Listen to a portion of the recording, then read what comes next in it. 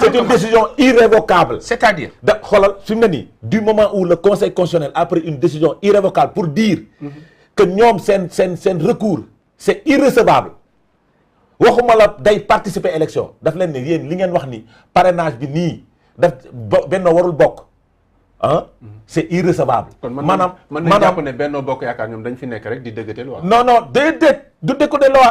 di dëggate déedéet conseil constitutionnel dafa jël décision nee naa dañ ñoo boole ay coalition ñoo jóg boole ñu ba ñu demee fu ma xam ne doonee benn ñu boole ñu ne ñu lii ak lii ak lii ñoom ñu ne lii moo tax li nga wax te yoon nga décision bi.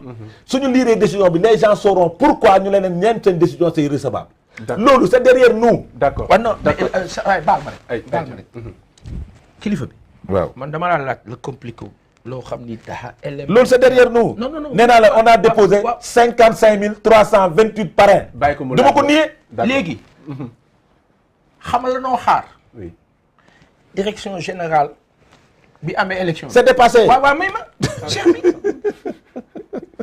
ne waa Benno. da ngeen ëppale benn.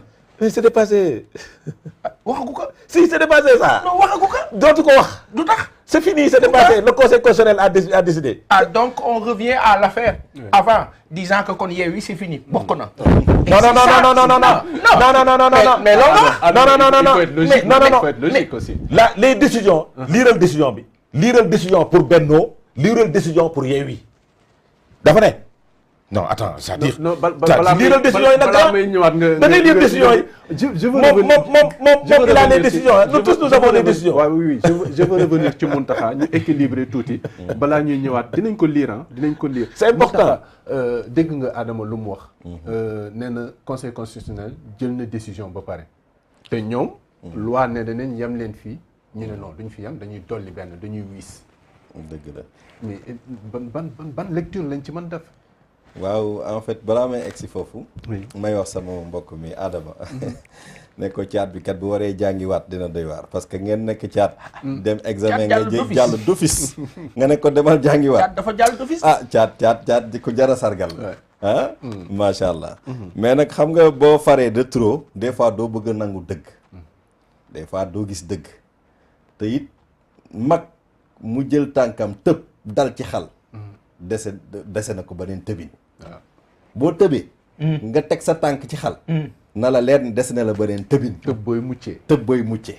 booy muccee mbaa boog ma mën ngaa tëb dalaat ci beneen xal. on ne sait jamais quand même. donc ñuy wax ne conseil constitutionnel pour l'instant dara xewagul xamaguñu ban liste. mooy bokk ci élection présidentielle. législative excusez-moi élection législative. voilà.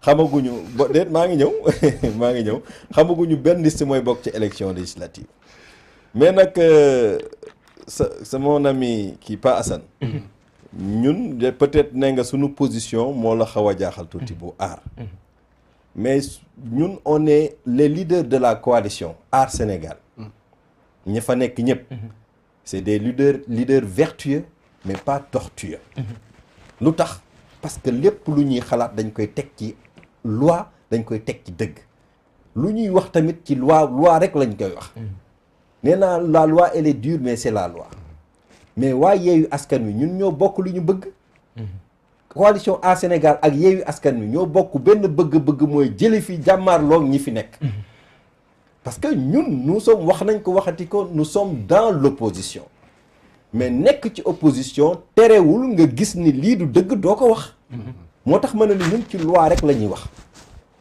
même bu ñu bokkee bëgg-bëgg ñu ànd tamit nekkandoo opposition bu ñu gisee ni lii kat jaarul yoon dañ ciy dut baaraam donc faut pas que mu jaaxal leen parce que les Sénégalais actuellement ñëpp ñi ngi wër di wax di teg ci loo xam ni di tuumal coalition Aar Sénégal ne ñun dañoo jege nguur gi mais comment ça naka la ñuy jege nguur gi est-ce que en entendant ñu bëri comme vous dites ñu bëri ñu ngi leen di tuumal. ñu bëri ça veut dire beaucoup de Sénégalais. est-ce que foofu laajul yéen stratégiquement. que j'écris en lettres capitales. ngeen xoolaat le procédé. même si vous parviendrez à convaincre les Sénégalais. Ça revient si constat. C'est-à-dire que même si vous devez faire des efforts encore pour convaincre ces Sénégalais ne leen ñun dëgg bi la ñu nekk di wax moo tax mais dès lors que ñun les Sénégalais la masse ñu ngi am xel ñaar ci yéen mais est-ce que foofu du ngeen def effort davantage. mais loolu la ñuy def nii loolu la lay wax nii. est-ce que vous y prenez pas mal. comment ça on y prend parce mal. que dans le speech man par exemple le constat que j'ai fait mooy bi ñu nee bëreet ne Benno daa am problème. on n'a pas entendu ngeen réagir. c'est mon constat. est-ce que war na ci dégguma aar c'est-à-dire tout de suite Benno am na problème aar jóg ne wéy Benno warut a bokk. on a entendu yeewoo ne Benno warut a bokk. et c'est quand on a dit yeewoo yeewi am na problème.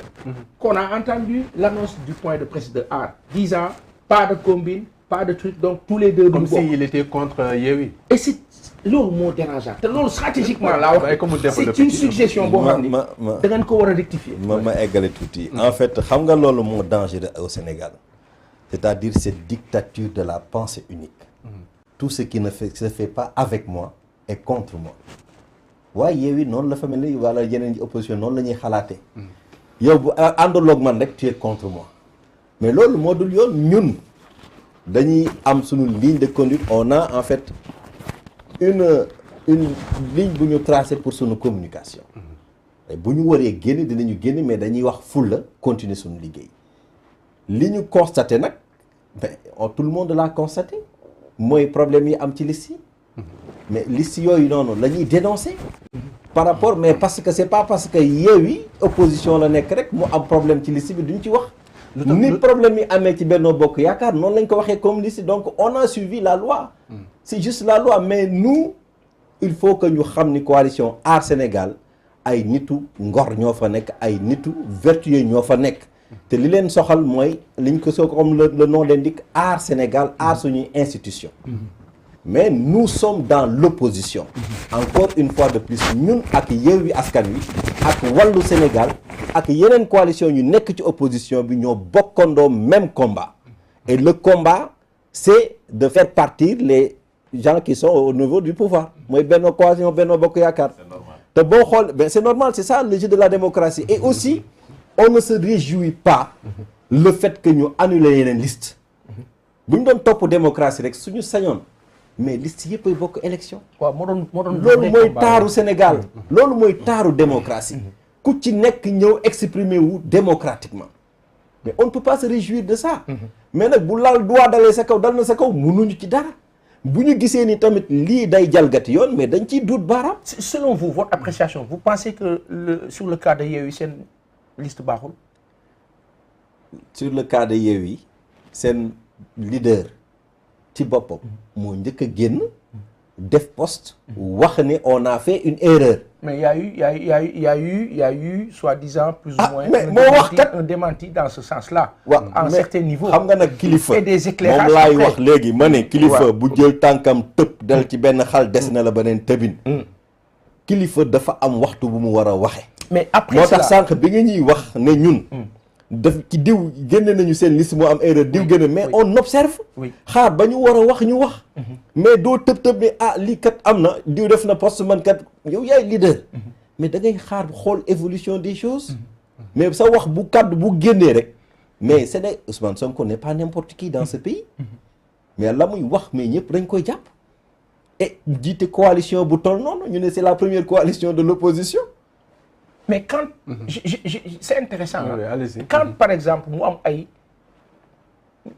une attitude par exemple bi nga dénoncé après ñu ñëw préciser de visu ñu ne ah mbir mi kat nii la tëddee finalement lii la selon vous pensez pas que il est plus judicieux ngeen bañ a yemale Yewwi ak Benno ci cas de figure boobu mais nag ñun li nga xam ni ñu ne nous sommes des républicains bu artu jotee dinañu artu te li taxoon ñuy artu quand on a soupçonné bi Alioune Tine génnee wax naa ko fi sànq au début di wax ne ñun kat dañoo bëgg a dox tànki tànki jàmm yooyu mooy liste Benno Bokk Yaakaar ak liste Yewwi bokk ci élection yi mais ni mu ko waxee c'est pas normal loolu Sénégal duñ ko nangu mais Sénégal warul tëddee noonu du yoon dañoo war a doxal loi la ñu wax ñun loolu la ñu tontu tegul il faut pas que Sénégalais def amalgame defe ni ñun dañoo contre Yewwi c'est ça l'amalgame que je voudrais corriger en fait. li may wax ni ala ab conseil pour yéen seen coalition mbooloo mi laa wax de. waaw ñi ngeen di soxla seen baat. oui ñoom dañoo jàpp ni fi mu ne nii yéen ak nguur gi ànd. donc c'est vraiment une contribution ñu leen di xamal ne nag. waaw ñun nguur gi ànduñu. léegi nag ca taxawaay nag.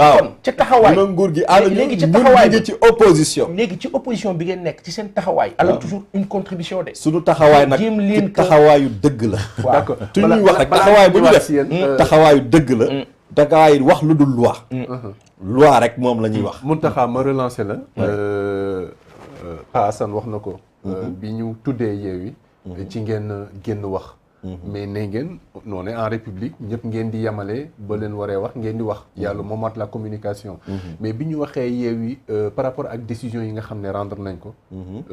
bi ñu soupçonné ne peut-être ñaari liste yi mën nañu bañ a bokk. am na ñu développé sax ne c'est une aubaine pour Aar Sénégal que Aar Sénégal est la force tranquille et la force qui peut émerger qui peut être devant Yewwi Askan Wi Yewwi Askan Wi xam nañ force am auprès des populations gis nañ soutien bi nga xam ne population bi am nañ ko pour ñoom jàpp nga ne peut-être à votre avis que li Yewwi xaw a mel lu nar a bokkaat dafa calculer seen dafa fausser seen calcul. loolu laa doon wax léegi ma ne les leaders de la coalition Aar Sénégal ma leen di sargalaat encore une fois de plus c'est des leaders vertueux et non tortueux. mënuñu réjouir ci le fait que telle liste bokkul ci élection booy fàttali may fàttali rek ne bi ñuy tëgg sunu coalition bi sunu président docteur Abdourahmane Diouf dafa tàllal loxo mu woote ñëpp ñi ci opposition bi ne ñëw leen ñu former coalition parce que quelle est l'idée qui est derrière ça il voulait en fait imposer une majorité de l'opposition au niveau de l'Assemblée nationale waaw kuy woote ne ñëw leen ñu àndandoo def coalition même boobu yeneen y a des coalitions existantes mais bëgg na même opposition nekk benn avoir bloc bi gën a diis avoir une majorité à l'Assemblée nationale mais ñooñu mënuñoo réjouir ci le fait que ni les listes yi dañ leen a calé wala leen listes dañ leen a calé mënuñu ko jël comme aubaine ça c'est tortueux ça c'est impensable c'est des gens yoo xam ne c'est des républicains nee naa leen li leen soxal mooy démocratie ak stabilité pays bi te bu ñuy wax démocratie c'est que les voix s'expriment ku bëgg a bokk élection ñu bàyyi la nga bokk loolu mooy yoon mais mënuñu réjouir nekk ne aubaine la c'est une voie tracée pour Aar Sénégal non non non non li nga Aar Sénégal day wax ak askan wi et bientôt on va parler avec les Sénégalais on est en train de finir on a finalisé presque le contrat de législature qui sera un pacte boo xam ne moo ñu lié ak Sénégalais yi ñu ne leen ni suñu assemblée nationale kat nii la ñu bëggee mu taxawee nii la ñu bëggee ñu aare Sénégal ci nangam aar Sénégal ci suñu koom-koom aar Sénégal ci suñuy énergie suñuy ressources te boo xoolee nit ñi composé Aar Sénégal ñan lañu ñi leen fa tax ñi fa nekk ñëpp Aar Sénégal la leen tax a jóg docteur Abdourahmane Diouf mais il fut nekkoon na ci état bi nekkoon na ci administration bi mais lan moo tax mu jóge fa dañ koo dàq parce que dafa dem Yëmbal constaté ni ndox ma fay ballu ndox mu ñuul la c'est pas potable mu ne l'eau que nous consommons est une potabilité douteuse teg ñu teg ci ay fan ñu dàq ko ca fa mu nekk mais kooku Aar Sénégal a ko tax a jóg Thierno Alassane Sall avec les contrats pétroliers mais les contrats pétroliers dafa taxaw gis ni contrat bi kat kiñ ko nar a signer baaxul ci Sénégal y a un autre contrat un autre prestataire boo xam ne moo ëppal njariñ si à Sénégal mais lan lañ ko ci teg dañ koo dàq mu kenn honorable député Thierno Bocoum gis nañu taxawaayam au niveau de l'Assemblée nationale honorable député juge Monté ak Mariam Soda Ndiaye dañoo bokkoon ci benn kii mais Sénégal wax mbi ba bëti Sénégal rek a leen tax a jóg moo tax yi gis nga ci ñenn ñi nekk ay non alignés di défendre intérêt sénégalais yi au niveau de l'Assemblée nationale honorable député Cheikh Omar Sy pareil gisoon nañu taxawaayam ba mu nekkee Assemblée nationale da Thierno Bocoum lan la fa doon kaa sax moom budget dañ ko war di saytu mais loolu mu xatal waa Assemblée nationale de trop mais ñooñu ñëpp Aar Sénégal la leen tax a jóg boo seetee le juge Dème lu tax mu démissionné il a démissionné d'une justice qui a démissionné c'est ce qu'il avait dit ñooñu ñëpp nag boo leen seetee profil ya nekk ci coalition Aar Sénégal c'est des hommes de vertu munoo nekk homme de vertu nag naan da ngay jël comme ñi nga xam ne éliminé nañ leen ci coalition ci élection yi seen liste nga naan da nga kii profito mu nekk une aubaine pour te faire du chemin. Non, on va parler avec les Sénégalais. On va leur proposer notre contrat de législature. Et ce contrat de législature mooy lan lañ leen di dig bés bu ñu demee assemblée nationale. D'accord. Laka lañ leen di défendre seeni institution bu ñu demee assemblée nationale. yan projet de loi lañ leen di proposer loo xam ni intérêt Sénégal rek moo ko tax a jóg. D'accord. Parce que assemblée nationale boo xam ni. ay tàccu la est un dictat. Les lois viennent du haut sommet. De la hiérarchie. Ex am na ñoo xam ne sax mënuñoo lire loi assemblée duñ ko sax lire man fii laa bokk coalition bi laa bokk. bu loi bi ñëwee dama koy voter. mais est-ce que xool nga impact bi loi di am après ci population bi. mais yooyu yëpp c'est des combats à mener. et incha allah bëgg nañ ko mener ensemble dans l'opposition. nous faut pas que sénégalais yi xalaat ni benn opposition rek moo war a am. L'opposition elle est plurielle. ku ci nekk am nga noo xalaatee sa opposition. C'est juste. Hein? Pas Assane. C'est juste. D'accord. Donc nous on est dans l'opposition. C'est très juste. D'accord. ñun ay opposants lañu. Très et bien, on a très le bien. même combat à mener. Très bien kii Adama Fall yaa ngi xultu ci suuf. Vous allez pouvoir le temps de rappeler à nos internautes, à ceux qui nous suivent que yéen a ngi ci édition spéciale bi nga xam ne ñu ngi ko jagleel wàllu politique ak décision yi nga xam ne conseil constitutionnel daal dina koy rendre décision préliminaire comme ni ko ñenn ñi waxee fii des na yeneen action yoo xam ne coalition yi war nañ ko def ngir mën a gis seen liste ñu valider ko ou non. cheetetetet mais yow sawaay yow fu ñu la fekk yaa ngi ci kanamu ordinateur bi wala sa kanamu tablette ba sa téléphone portable lu xew mais damay lire ay information waaw xoolal boo bëgg am ay information yu leer nañ et en temps réel duggal ci www.senegal7.com ay information yu wóor man de maa ngi application Sénégal 7 lépp lu xew dama koy jot ci sama téléphone ci tàng bi te nag application Sénégal 7 am ko yomb na da ngay dugg ci Play Store wala Apple Store nga télécharge ko rek xam li xew ci réew mi ak la xew ci bitim réew te nag dara du la ci umpu. Vous voulez des informations en temps réel? Cliquez sur www.senegal7.com. Sénégal 7, le roi de l'information en temps réel.